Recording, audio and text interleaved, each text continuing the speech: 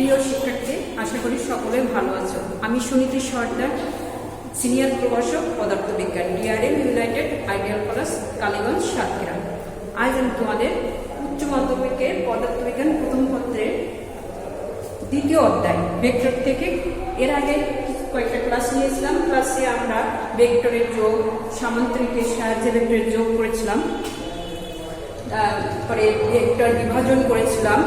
আজকে আমরা সেদিন এর গত ক্লাসে করছিলাম কি একটা ভেক্টরকে লম্বভাবে কিভাবে বিভাজন করা যায়, তারপর একটা ভেক্টরকে একাধিক ভাবে বিভাজিত করা যায় সেগুলো করছিলাম। আজকে আমি তোমাদেরকে যে একাধিক ভেক্টর রাশিকে আমরা কিভাবে বিভাজন করব সেটা আমরা একটু শিখবো, সেই সাথে গাণিতিক কিছু সমস্যার সমাধান করবো।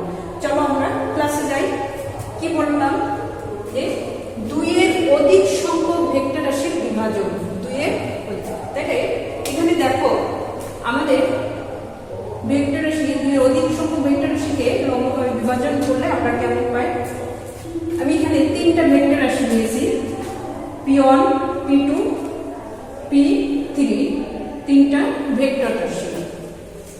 ভেক্টর রাশি কে আমরা কি করব, এই ভেক্টর রাশি তিনটা একই সময়ে একই বিন্দুতে, এই যে ও বিন্দুতে ক্রিয়া করছে, করার ফলে p1 q1 আর p3 এদের লব্ধি যেটা আমাদের সেটা হচ্ছে r, এটা x ও x অক্ষের সাথে থিটা কোণ করছে, এই যে ও x অক্ষের সাথে আমাদের থিটা কোণ করেছে।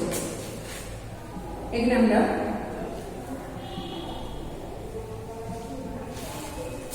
আর p1 ভেক্টর রাশিটা ও x অক্ষের সাথে α1, p2 ভেক্টর রাশিটা α2 আর p3 ভেক্টর রাশিটা ও x অক্ষের সাথে α3 কোণে ক্রিয়া করছে। এখন আমাদের ও x অক্ষ বরাবর এই ভেক্টর রাশি তিনটার উপাংশ কি হবে, p1 ও x বরাবর p1 p2 p3 ভেক্টরে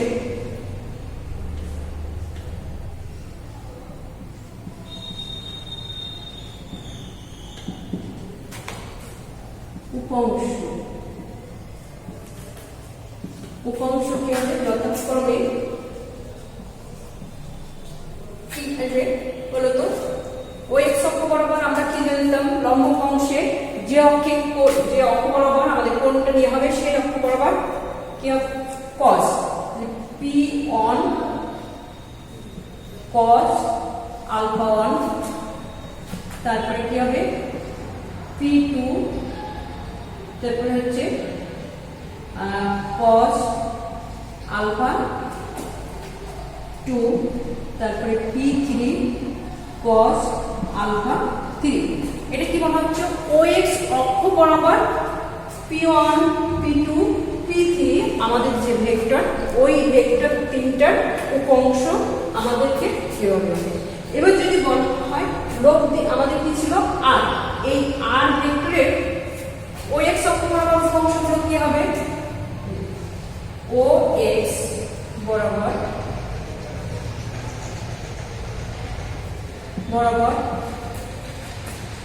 এর উপাংশ, ও x বরাবর এর উপাংশ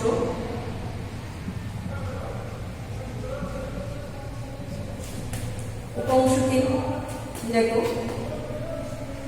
r cos theta equal to p1 cos α1 plus p2 cos α2 plus p3 cos α3 equal to আমরা ধরে নিলাম p, ধরি এই তিনটার যোগফলকে আমরা ধরে নিলাম p, তাহলে অতএব r cos theta equal to আমার কি আসছে p, মানে তিনটা ভেক্টরের x অক্ষ বরাবর যে উপাংশ সেই উপাংশ হবে।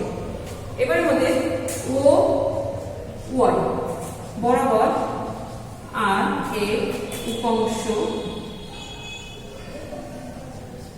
আর এর উপাংশ তাহলে কি আসবে বলো দেখি?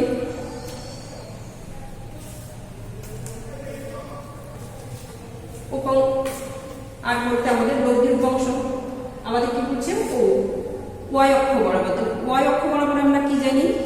সাইন আর সাইন থিটা ইকুয়াল টু কি আসবে তাহলে? P1 sine alpha 1 plus P2 sine alpha 2 plus P3 sine alpha 3। এটাকে আমরা ধরে নিলাম কিউ, ধরি এই তিনটাকে একসাথে ধরলাম কিউ। তাহলে অতএব আমরা আর এর উপাংশ কি পাচ্ছি? আর সাইন থিটা। তাহলে আমরা এটা শিখছি, কি শিখলাম? যে একটা বিন্দুতে একই সময়ে দুইয়ের অধিক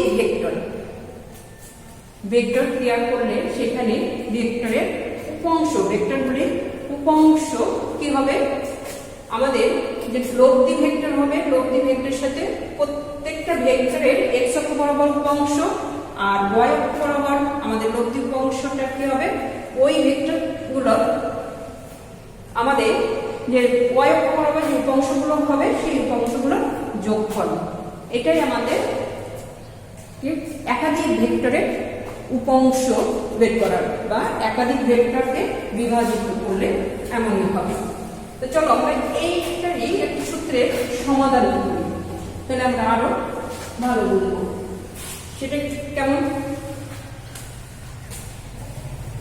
বলা হচ্ছে সমাধানটা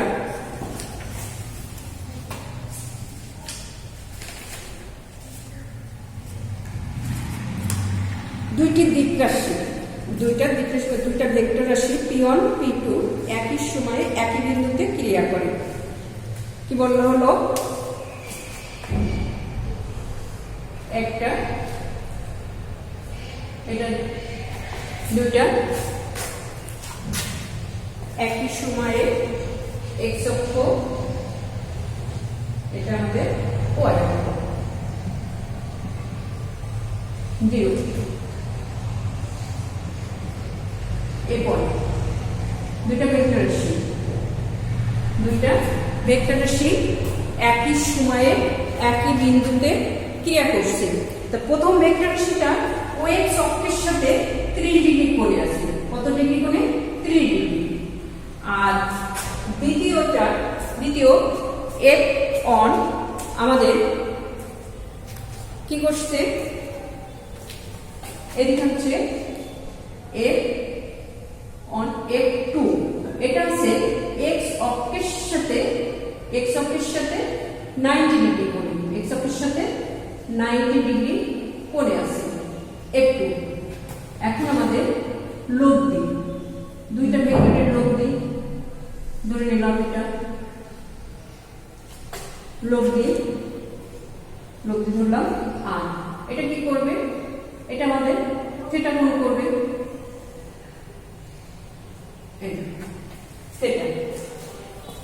এখন বলা হচ্ছে কি F1 এর মান, F1 মান হচ্ছে 10 একক, F2 মান দেওয়া আছে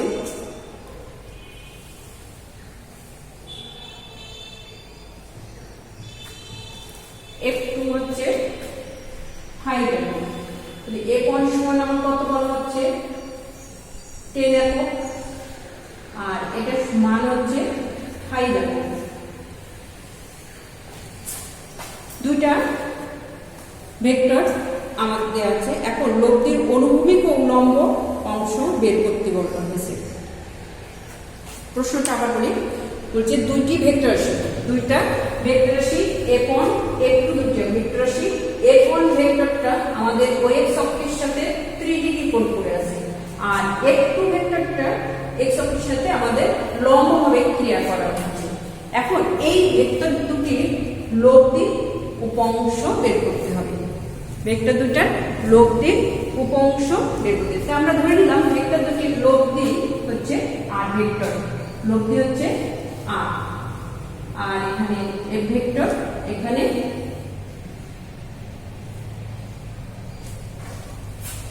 আমাদের কি আছে এফ ভেক্টর, F1 ভেক্টর আর F2 ভেক্টর, তাদের লব্ধি ভেক্টর হচ্ছে আর। তা আমরা কি শিখছি, OX অক্ষ বরাবর, OX বরাবর বরাবর আর এর বা লব্ধি উপাংশ, উপাংশ কি জানলাম অনুভূমিক যেহেতু তাহলে কি আসবে আর cos থিটা ইকুয়াল টু দুটার উপাংশ x অক্ষ বরাবর, তাহলে a on cos 30 degree plus a2 cos 90 degree. মান বসাবো, a1 এর মান কত 10 cos 30 root 3/2 প্লাস এটা কত 5 ইন্টু cos 90 0, তাহলে কত আসছে 5 root 3। এটা তাহলে আমাদের দুইটা ভেক্টরের লব্ধির উপাংশ হচ্ছে এটা।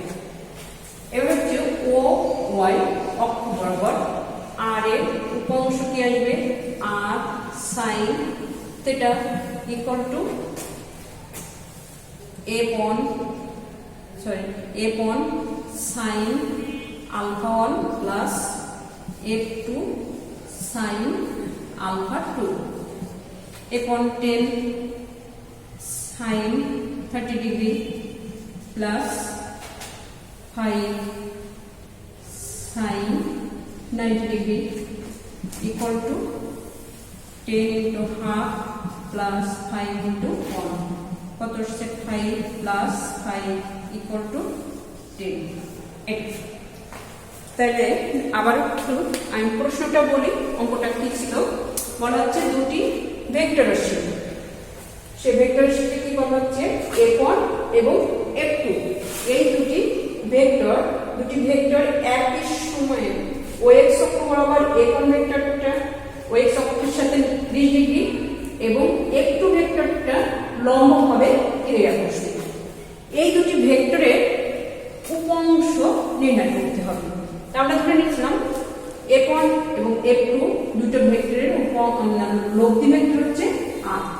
আমাদের দুটি ভেক্টরের মান দেওয়া আছে, F1 ভেক্টরের মান দেওয়া আছে 10, F2 মান দেওয়া আছে 5।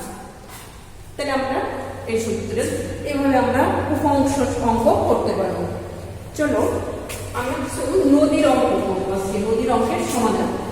আমরা সামুদ্রিকের যোগ করছি, সেই লব্ধি বের করছিলাম, ওখান থেকে আমরা তোমাদের পরীক্ষায় খুব আসে এই নদী পারাপারের সময় অঙ্ক। আমরা আজকে একটু করার চেষ্টা করবো ওটা যতদূর পারা যায়। দেখো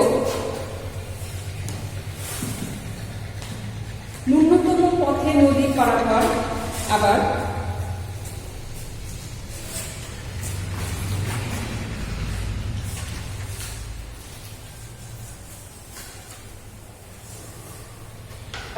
ন্যূনতম পথে নদী পারাপার।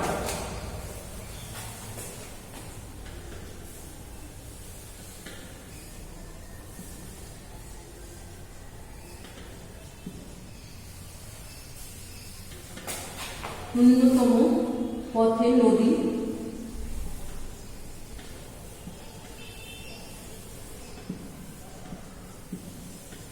পারাপার।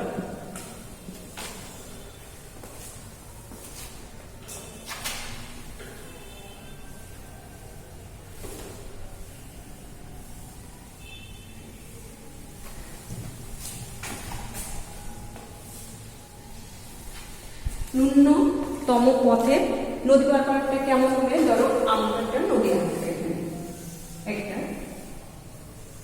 নদী, নদীর প্রস্থ ধরে নিলাম d, নদী প্রস্থ d। এখন এদিকে হচ্ছে স্রোতের বেগ। স্রোতের বেগ আমরা ধরলাম v, আর নৌকার বেগ u। এখন আমরা যখন নদীর ঠিক এই বিন্দুতে এপার থেকে ওপারে যাব, এপার থেকে, এটা যদি এপার হয় এ বিন্দু দিলাম, এপার থেকে আমরা বি বিন্দুতে যাব। যদি এপার থেকে এখানে স্রোতের বেগ, স্রোতের বেগ ধরলাম ভি, আর নৌকার বেগ, নৌকার বেগ ইউ ধরে নিলাম।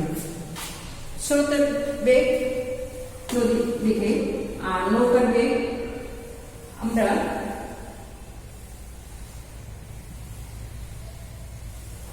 এদিকে,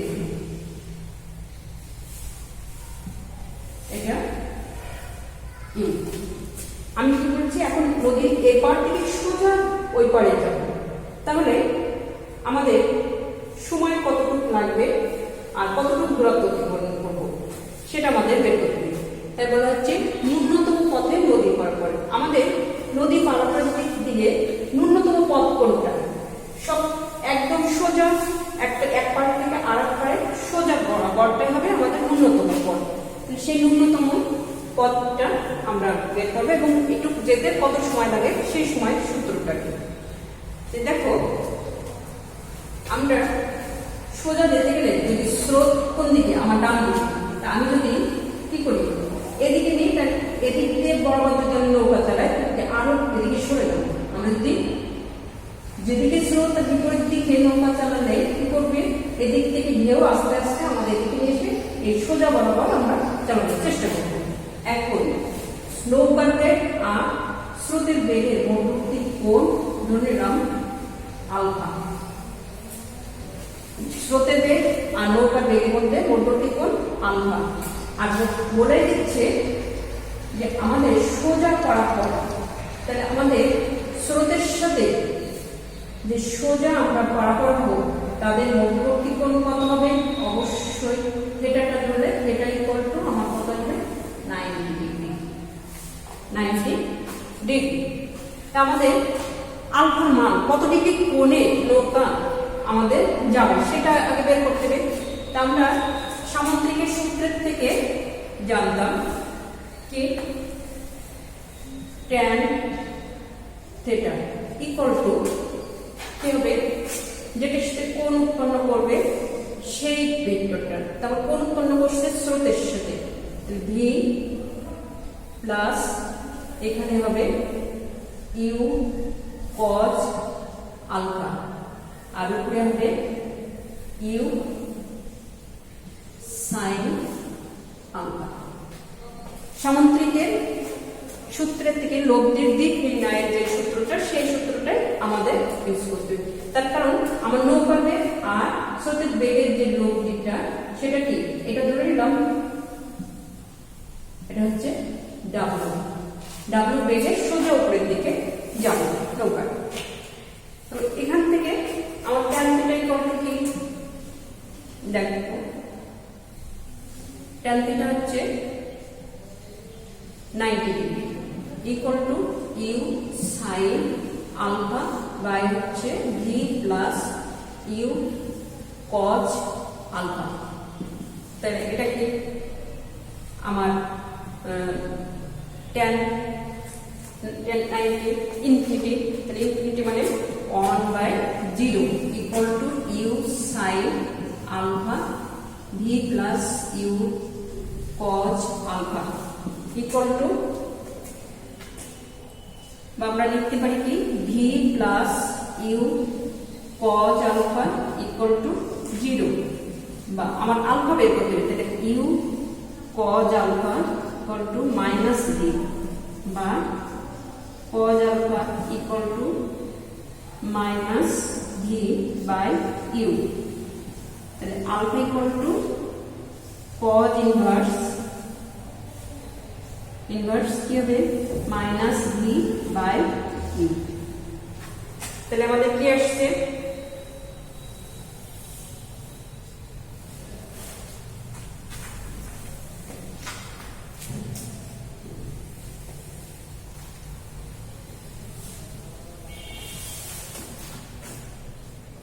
আমি আরেকটু বলি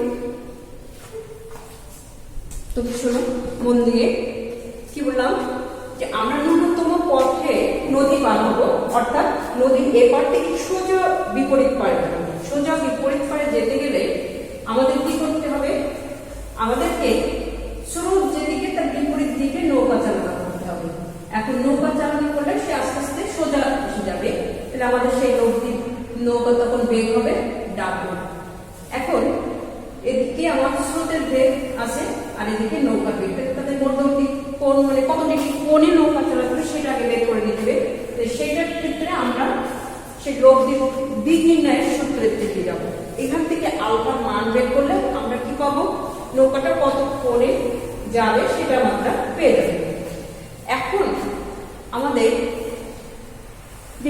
কত সময় লাগবে সেক্ষেত্রে দেখো আমরা দুই লব্ধি, আচ্ছা নৌকাটা কত বেগে যাবে যদি বলা হয় এই সোজা বরাবর কত বেগে ওই বি বিন্দুতে পৌঁছাবে সেটা বের করতে গেলে আমরা কি বের করবো, আমরা আলফা পেয়েছি সামান্তরিকের লব্ধি সূত্রের থেকে আমরা বের করতে পারি আর ইকুয়াল এখানে ডাব্লু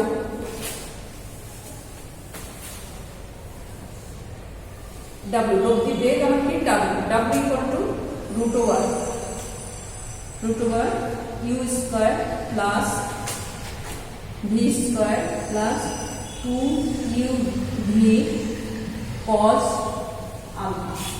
এই সূত্রের থেকে আমরা বের করে নিতে পারি এখান থেকে নৌকাটা কত লব্ধি বেগে ওপারে যাবে, এর ভিতর থেকে বি বিন্দুতে যাবে আমরা বের করতে পারবো। তা আমরা এখান থেকে একটা সমাধান একটুখানি করার চেষ্টা করি। যদি বলি স্রোতের বেগ 6 কিলোমিটার পার আওয়ার, স্রোতের বেগ 6 কিলোমিটার পার আওয়ার, আর নৌকার বেগ হচ্ছে 12 কিলোমিটার পার আওয়ার, আর প্রস্থ বলা হচ্ছে 1 কিলোমিটার। প্রস্থ হচ্ছে আমাদের 1 কিলোমিটার, নদীর প্রস্থ 1 কিলোমিটার। সেক্ষেত্রে আমাদের নৌকাটা কতটুকু কোণে যাবে আর সোজা নৌকার বেগ কত হবে যদি বলে, তাহলে আমাদের কি করতে হবে দেখো, সেক্ষেত্রে আমরা এই মান বসাতে পারি এখানে, যে এই সূত্রের থেকে এই জায়গায় কিউ ইকুয়াল টু মান বসে দেব ইকুয়াল টু 12, এটা হচ্ছে ভি 6, এটা কত, এটা হচ্ছে তোমাদের 12, এটা মান বসাই দিলে একবারেও হয়ে যাবে। ভির মান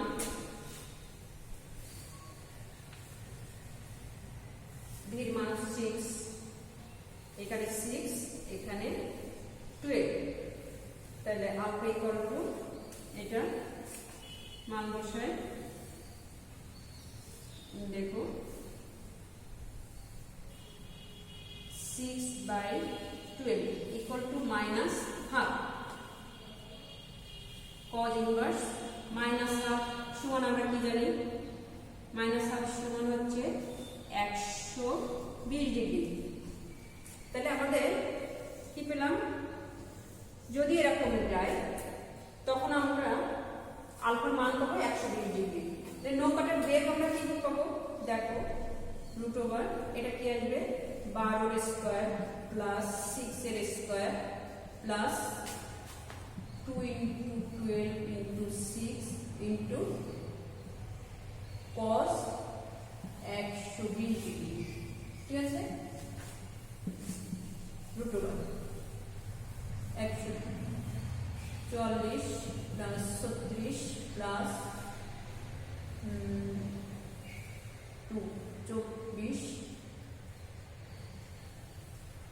6 গুণ হবে -2, তাহলে দেখো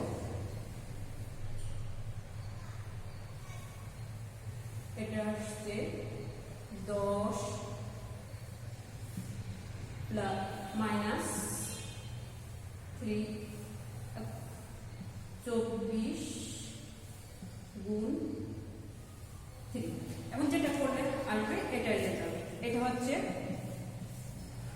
নদীর নৌকার বেগ।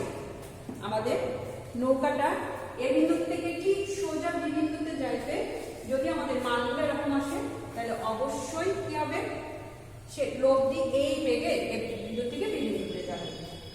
এখন আমাদের সময়টা আমরা কিভাবে বের করবো, দেখো একটু তো আমরা বের করলাম নৌকার আর স্রোতের ভিতরে কত ডিগ্রি কোণে যাবে এবং নৌকাটা যখন সোজা বার হবে তার কত বেগে যাবে। এখন হচ্ছে সময়টা কত লাগবে। সেক্ষেত্রে আমরা কি জানি, এখন দূরত্ব ইকুয়াল টু আমরা কি জানি, বেগ ইন্টু সময়। এটা আমরা সবাই জানি। তাহলে দূরত্ব আমাদের কত, নদীর প্রস্থটা হচ্ছে দূরত্ব, তাহলে v ইকুয়াল টু আমার একটা কোন বেগ, যে বেগে ঠিক এইটা যাবে লব্ধি সেই বেগটা w ইন্টু ধরে নিলাম সময়টা t সময়, তাহলে অর্থাৎ t equal to d by হচ্ছে w। এটা তাহলে আমাদের বের হয়েছিল কত, w মান এখান থেকে পাবো আর d মান বলা হয়েছিল 1 কিলোমিটার। তাহলে আমরা কি পাচ্ছি, t সময়টা পাচ্ছি। তাহলে কি বলা হলো, দেখো ন্যূনতম পথে নদী পারাপারে আমাদের নৌকার বেগ কি হবে এবং ন্যূনতম পথে নদী পার হতে গেলে আমাদের যে সময় লাগবে সেই সময়টাও আমরা এখান থেকে বের করতে পারবো। এবার আরেকটা সূত্র আছে, এটা তো বলা হচ্ছে সোজা নদীর এপার থেকে ওপারে।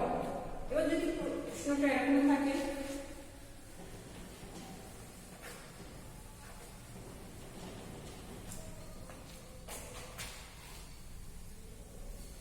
আমাদের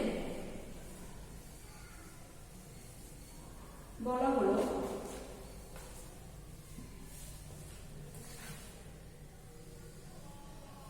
এদিকে স্রোতের বেগ, এদিকে স্রোতের বেগ, এদিকে হচ্ছে নৌকার বেগ ইউ ধরলাম। এখন এই বেগে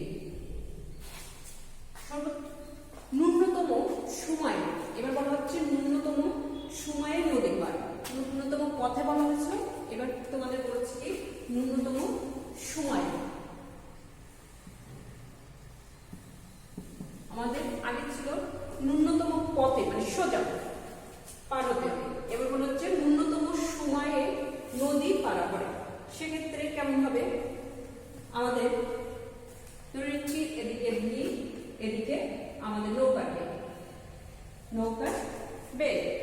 তাহলে আমাদের নৌকাটা যখন এদিকে যাচ্ছে এদের মোটামুটি কোণ কত, আলফা।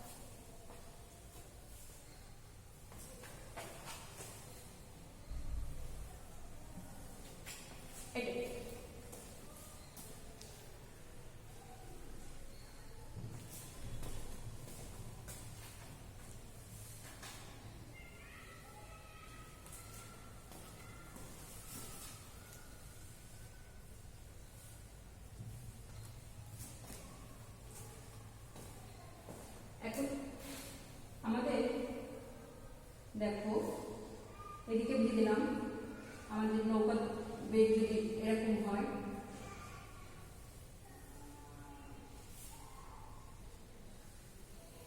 এটা হচ্ছে ইউ, এদের লোক দিন।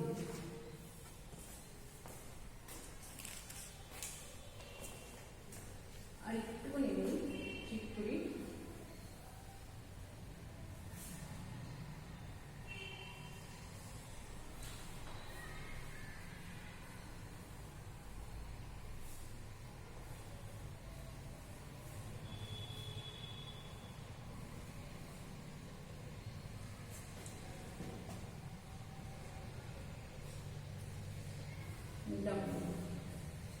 এদিকে ভি,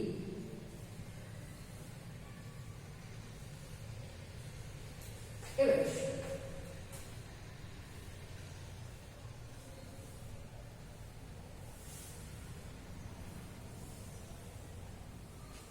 আলফা।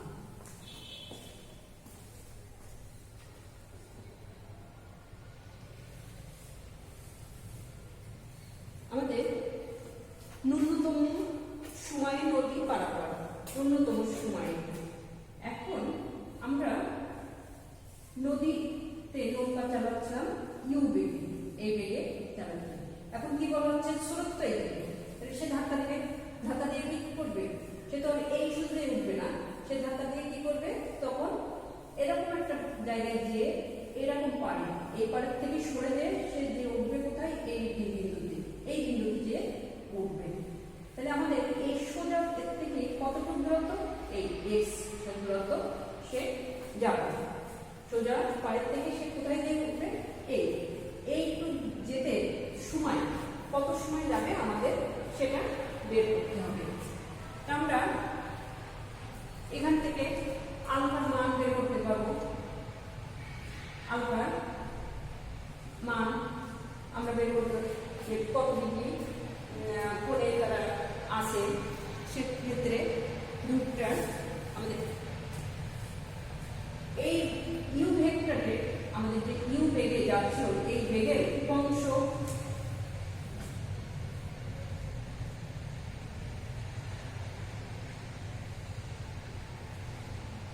ইউ বেগের উপাংশ আর হচ্ছে ভি বেগের উপাংশ কি হবে, দেখো স্রোতের বেগ সবসময় কি আমার অনুভূমিক বরাবর যাচ্ছে, সেজন্য স্রোতের বেগের উপাংশ কি আসবে আমাদের ভি cos 0 ডিগ্রি। এটা আমরা সবাই জানি যে শুধুমাত্র স্রোতের বেগের উপাংশ আসবে ভি cos 0 ডিগ্রি, আর ইউ বেগের ওএক্স বা এক্স অক্ষ বরাবর, এই বরাবর অনুভূমিক বরাবর উপাংশ কি আসবে আমাদের ইউ cos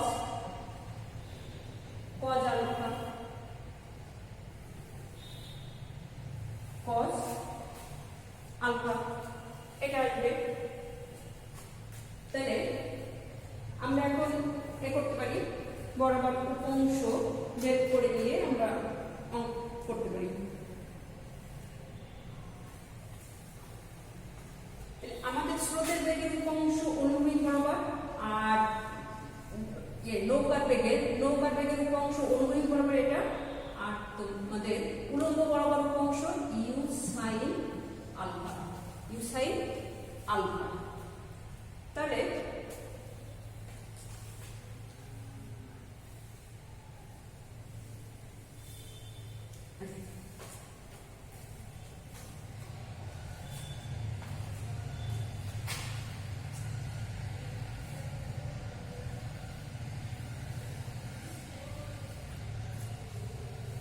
আমাদের ডি দূরত্ব এই সোজা বরাবর, ডি কি জানতাম আমরা যাব কোন দিকে, ওই পারে যাব। আর সবসময় মনে রাখবে উপাংশ নিয়ে যখন করব তখন মাত্র আমি কোন দিকে যাচ্ছি সেই উপাংশটাই শুধু নিতে হবে, বাকিটা নেওয়ার দরকার নেই। আমরা যাব কোন দিকে, এপার থেকে ওপারে, ওপারে যেতে গেলে আমার উপাংশ কোনটা লাগবে, উলম্ব বরাবর উপাংশ লাগবে। তাহলে আমাদের ও এ বরাবরের জন্য ও এর পক্ষে বা হচ্ছে ডি ইকুয়াল টু কি হবে বেগ ইন্টু সময় বেগ কি u u sine alpha into সময় কি টি টি ইকুয়াল টু আমার কি আসবে d by u d u sine alpha sine alpha এটা আমাদের ন্যূনতম সময়ে এখান থেকে আমরা এখানে যাব তাই তো এই সময়ের জন্য আমাদের কি হচ্ছে t equal to u d by u sine alpha আর এর থেকে বি এর দূরত্ব A B equal to x দূরত্ব ধরে নিয়ে আমাদের কি আসবে দেখো আমাদের এটুকু এক্ষেত্রে আমাদের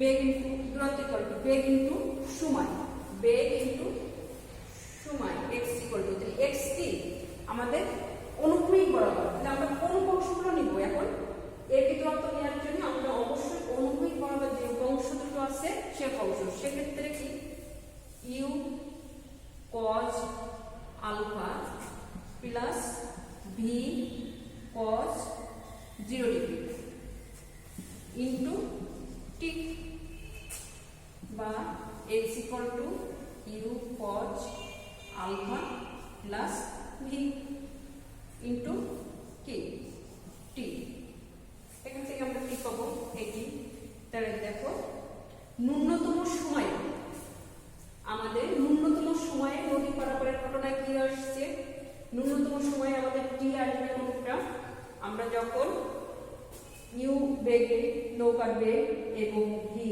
এদের মধ্যবর্তী কোণ আলফা সেক্ষেত্রে আমরা ইউ বেগের যে উপাংশ হবে সেই উপাংশে কি করব যখন আমাদের ন্যূনতম সময় বের করবো শুধুমাত্র লম্ব বরাবর যে উপাংশ হবে সেই উপাংশটা নিয়েছি সেই উপাংশটা নেব আর অনুভূমিক বরাবর যে দূরত্ব ওই পারে যে দূরত্ব কতটুকু দূরত্বে দিয়ে উঠবে সেই দূরত্ব এক্স ইকুয়াল টু আমরা তখন নেব কি নৌকার বেগের অনুভূমিক উপাংশ যোগ হচ্ছে স্রোতের বেগের অনুভূমিক উপাংশ এই সূত্র দুটো মনে থাকলে আমাদের আশা করি এই নদী পারাপারের ন্যূনতম পথে এবং নদী পারাপারের ন্যূনতম সময়ের যে প্রবলেমগুলো আছে তোমরা আশা করি সলিউশন করতে পারবে তা শিক্ষার্থী প্রিয় শিক্ষার্থী আজকে আমরা এই নদী পারাপারের অঙ্ক আর হচ্ছে ভেক্টর বিভাজনের যে অঙ্কগুলো করলাম এগুলো আরো বাসায় প্র্যাকটিস করব তোমরা সকলে ভালো থাকো আজ আমরা এই পর্যন্ত সবাইকে আবারও ধন্যবাদ জানাই।